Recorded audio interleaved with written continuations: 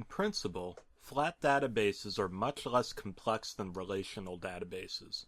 They're composed of one single list of data items, and these items often come from Notepad text files, Word documents, and Excel spreadsheets.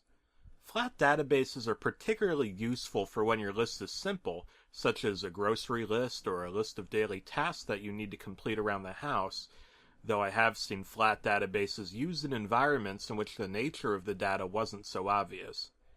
In my opinion, the organizations that use flat databases for more complicated data were doing themselves a disservice and should have opted to use relational databasing instead. So, for advanced data, especially data that has relations as a means of linking tables, we're better off using relational databasing. At the high school or college level, you may have learned to create a relational database using Microsoft Access, and although Access is sometimes used in the work world, there's a variety of other software out there that is generally in more demand, such as various Oracle products.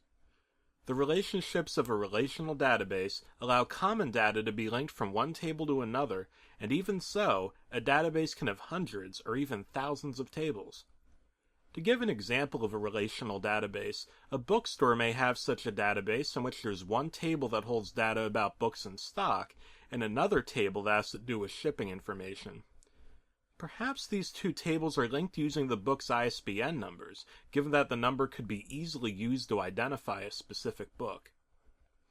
Concerning relationships, there are three kinds that we tend to talk about: one-to-one, one-to-many, and many-to-many relationships.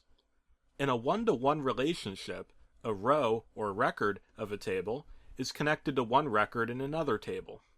This sort of relationship isn't the most popular, but it's important to know it. A much more popular kind of relationship is the one-to-many, in which one record is connected to multiple records in another table. Finally, many-to-many relationships feature multiple rows of a single table being connected to multiple rows in a different table. The concepts mentioned in this video might sound like much, but with a little practice it becomes easy to see what separates flat and relational databases, and how tables and relational databases are related.